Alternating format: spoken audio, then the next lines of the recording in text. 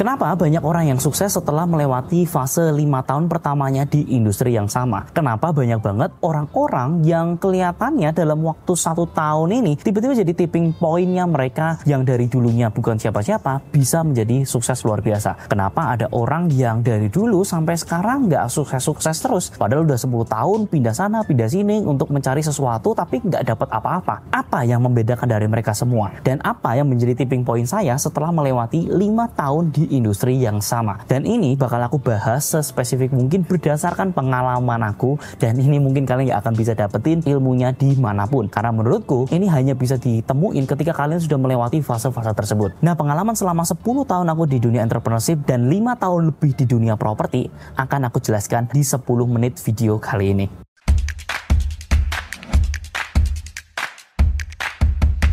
Sebelumnya aku pengen kalian lihat dulu chart ini. Kenapa Warren Buffett itu sebenarnya sudah mulai saham dari usia 14 tahun. Tapi dia baru benar-benar bisa sangat kaya raya di usianya itu di 50 tahunan. Lebih tepatnya di 58 tahun ke atas. Apa yang ngebuat 58 tahunnya dia itu bisa meningkatkan kekayaannya dia? Ibaratnya 1 tahun investmentnya dia itu sama aja dengan 20 tahun dia kerja keras waktu dia usia muda sampai posisinya dia sekarang. Kenapa Elon Musk yang jadi kaya raya itu baru bisa benar-benar menikmati hasilnya atau bisa meningkatkan kekayaan berkali-kali lipat setelah 5 tahun berada di dunia yang sama? Dan ini sebenarnya juga aku rasakan setelah aku melewati fase 5 tahun belakangan ini. Aku ngerasa percepatan aku naik dan loncat itu tuh baru belakangan beberapa tahun ini. Bisa dibilang dulu waktu start itu mulainya tuh sangat kecil untuk dapetin 10 juta pertama, untuk dapetin 20 juta pertama per bulannya itu menurutku sangat berat sekali. Mulainya kerjanya harus mati-matian dari pagi sampai malam, kerja terus dari Senin sampai Minggu, benar-benar semua diupayakan sendiri untuk memaksimalkan supaya bisa mendapatkan income yang jadi jauh lebih besar lagi. Bahkan dulu mimpiku itu adalah menciptakan passive income itu selama 1 bulan bisa mendapatkan 100 juta lebih. Tapi itu adalah mimpi yang aku tanamkan di 8 tahun yang lalu, 9 tahun yang lalu. Ini ada fotonya, dimana ini aku pengen achieve. Apakah aku bisa mampu achieve-nya di tahun 2020? Tapi ternyata meleset ya, nggak bisa tuh dapat passive income. Kalau secara income mungkin memang sudah dapat, tapi kalau secara passive income dari hasil properti recurringnya itu nggak bisa seperti itu, karena kan masih dipotong dengan cicilan-cicilan ya. Tapi ternyata setelah 2021,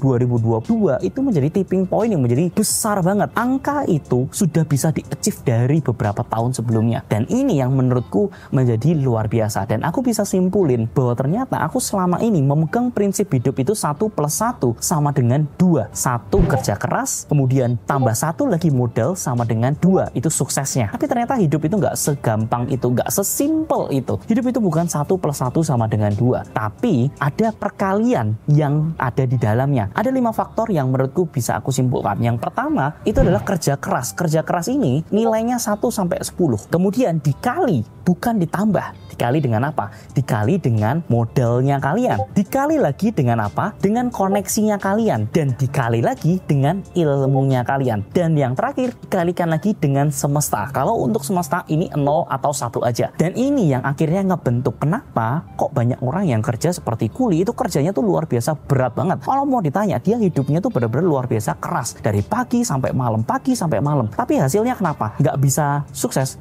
Ya karena dia 1 sampai 10-nya itu di kerja kerasnya. Dia kerja keras tuh nilainya sampai 10. Tapi sisanya faktor kalinya 1 semua. Hasilnya apa? 10. Tapi teman-teman coba perhatikan, banyak loh orang-orang yang kerja di luar sana, apalagi khususnya pemerintahan, itu orangnya tuh kerjanya santai banget. Mereka nggak perlu kerja keras yang gimana banget. Ya mungkin adalah kerja keras untuk mendapatkan suara rakyat, itu nilainya mungkin 5. Tapi kan sisanya mungkin koneksinya karena dia sudah ngerti seluruh jajaran orang-orang tinggi di Indonesia, nilainya di 10. Terus kemudian secara modal yang untuk bisa dapat posisi yang bagus mungkin mereka harus punya nilai 5 modalnya. Jadi 5 kali 10 kali 5. Terus kemudian mereka harus adalah ilmunya sedikit-sedikit. Ya mungkin nilainya 2. Jadi kalian bisa perhatikan ya, 5 kaliin 10 berapa? 50. Kaliin 5 250. Kaliin 2 500. Bayangkan bedanya dengan kuli yang tadi aku omongin. Kerja kerasnya 10. Tapi sisanya semua faktor kalinya itu adalah 1. Makanya hasil yang dia terima itu adalah 10 doang. Sedangkan di balik sana ada loh orang yang benar-benar kerjanya itu lebih efisien, lebih maksimal di faktor kali lainnya, yang akhirnya mengakibatkan dia punya nilai kesuksesannya itu adalah adalah 500. Asalkan semesta juga mengizinkan. Ya, semesta itu kalau bisa kita adalah Tuhan ya. Kalau Tuhan mengizinkan ya itu pasti 1. Tapi kalau tidak mengizinkan ya pasti 0. Mau apapun itu yang kita lakukan. Tapi 0 dan 1 di semesta ini tidak bisa kita kontrol. Yang bisa kita kontrol adalah 4 faktor lainnya yang akhirnya membuat kita ngelihat, oh ini bener loh, ternyata bisa ya orang itu menjadi sukses kalau misalkan meleverage hal-hal lainnya. Dan ini sebenarnya poin yang aku ngerasain ya. Ketika aku mulai pertama kali bisnis, di mana modal itu sangat-sangat terbatas. Modal itu mungkin cuma ada 2. Kerja kerasku yang aku tingkatin untuk menjadi 10. Terus kemudian ilmunya, waktu dulu kan cuma ada 1. Aku terus upgrade diri dengan ikut-ikut seminar menjadi 2, menjadi 3. Nah, lama-kelamaan dari yang 10 koneksi itu juga mungkin dari awal itu karena base-nya di Jogja itu cuma ada 1, sangat susah untuk meningkatkan supaya jadi 2. Ya otomatis aku harus ikut banyak seminar. Nah, di sana mungkin dari 10 koneksi jadi ada 2, terus habis itu ilmu ada 2, terus habis itu modal juga ada 2, ya 6 kali itu 60. Tapi seiring berjalannya waktu, uang juga pasti akan bertambah. Yang darinya dulunya 2 mungkin tiba-tiba menjadi 3. Dan karena sudah ikut banyak seminar, ilmu-ilmunya dari yang 2, aku upgrade terus sampai jadi 5. Kemudian kerja keras tetap aku naikin di 10 terus. Kemudian koneksi dari yang 2 menjadi berapa? 5. Jadi 10 kali 5 kali 5 ditambah dengan modalnya jadi 3. Nah, nilainya jadi 750. Dan inilah yang berubah, teman-teman. Mulai dari 750, aku bisa mendapatkan modal tambahan lagi. Aku ikut seminar tambahan lagi, meningkatkan value-nya lagi, koneksinya lagi, sampai akhirnya aku tahu, oh ternyata ada peluang loh di IKN, oh ternyata ada peluang loh kalau misalkan bisnis dari villa, oh ternyata ada peluang loh, koneksi semakin banyak aku bisa mendapatkan peluang-peluang yang gak pernah bisa aku dapetin sebelumnya. Makanya teman-teman, kerja keras ini adalah model yang paling bisa kontrol. Selama kalian ini belum bisa mendapatkan faktor kali lainnya, pertahankan terus kerja kerasnya kalian,